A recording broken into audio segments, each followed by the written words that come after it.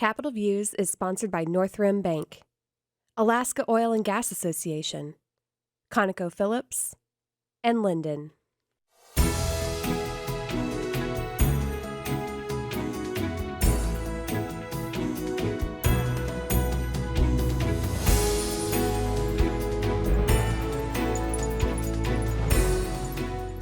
Hi, I'm Tim Bradner with Alaska Legislative Digest, and welcome to Capitol Views. A special welcome today to Thomas Lochner, Director of the Alaska Broadband Office. So welcome today, Thomas. Thank you, Tim. I'm glad to be here. Thomas, maybe we could start out by just taking a minute and describe what the Alaska Broadband Office does and maybe how many people you have there. Sure. The Alaska Broadband Office was created by the legislature through House Bill 363 to form a division within the Department of Commerce, Community, and Economic Development in order to manage the funding that was slated in the Infrastructure Investment and Jobs Act under two subsections, one, the Broadband Equity Access and Deployment section, and the Digital Equity Act section. Both of those required a broadband office for the state in order to get the funding to come to the state. So the state, in its wisdom, created the broadband office in May of 2022. Lisa von Bargen, the project manager under Department of Commerce, set it up, started all of the paperwork to get to the federal government on the planning grant programs, and then in September hired me to be the director. Lisa then came on as the deputy director, and we also hired Melissa Kukesh as the tribal liaison. And then the fourth person on the team is our admin specialist, Kaylin Himes. And Thomas, as I understand it, one of the important things the office does is coordinate all the federal money coming in creating a plan essentially for the state as to how this money is going to be used.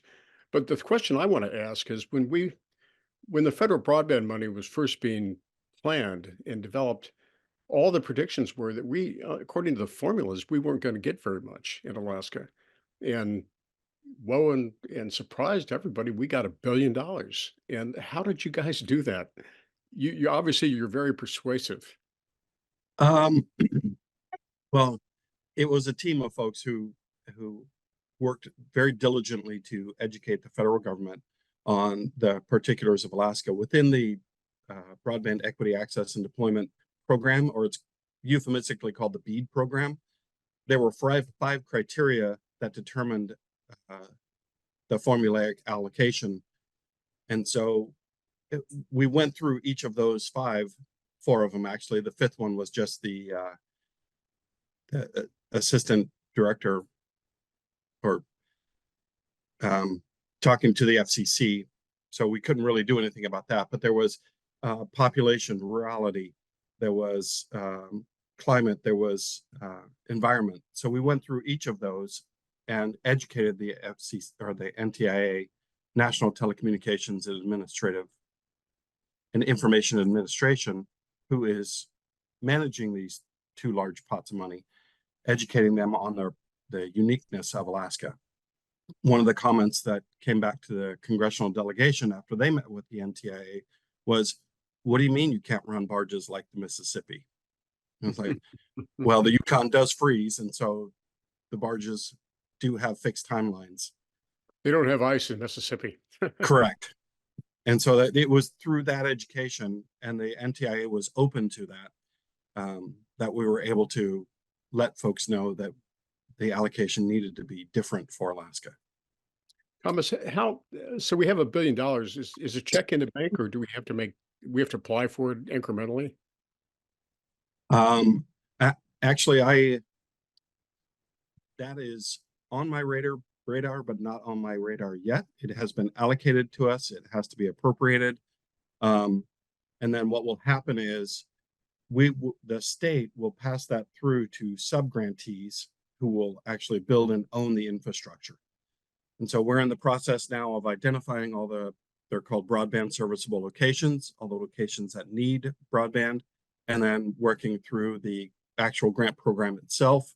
We're working closely again with the NTIA to hone that and get that crisp For both of those efforts, we had a 30-day public comment period in November, December, to get public comment on those. We have then submitted it to the NTIA, and we're in the process of the negotiations back and forth to make that a very tight and crisp grant. And then we will put the grants out for people to put in applications. We anticipate mid-year or the beginning of the fiscal year is when those will go out, and we'll have awards in early 25. At that point, then it will be on a monthly reimbursement. So the state will have the funding in the bank, and then we'll allocate or dole it out on a monthly reimbursement to the subgrantees. Well, we've heard about some proposals for broadband, such as along the Yukon River and down in the Bethel area. Are these, and I understand there's a separate program under the USDA. So these funds came from other programs. We're not yet seeing a flow of the federal IIJA money yet. Yes and no. There are several programs out there. The Alaska Broadband Office doesn't superintend all the federal funding. They just superintend the funding associated with the BEAD program and the Digital Equity Act program. The funding under tribal broadband connectivity is coming through two individual tribal organizations. And then through the USDA, those generally go to telecoms to build. And there's been about $700 million allocated for those programs. Yeah, and I understand substantial investment has already been made also. But you, I mean, but you'll be aware of all these. Are you the go-to person to get the big picture of what's going on in the totality of Alaska broadband investment? Yes, we have to make sure that the money doesn't get double spent. So there's a deconfliction process. So we work with the USDA and we work with the tribal side of the NTIA to make sure that we know. And in fact, we also keep a bead on private investment that goes in, so that if folks are served, there's not extra funding or additional funding to double build in locations. Well, that's good. So there's sort of a central clearinghouse of all of the broadband investment. That's a great. Just for the knowledge. Yeah. Well, Thomas, thank you for joining us. Been interesting. I hope we can do this again. A lot going on, and this is pretty important. I mean, $1 billion, quite an achievement. Anyway, thank you. The Department of Commerce, Community and Economic Development is glad to help. Thank you. Thank you, Thomas.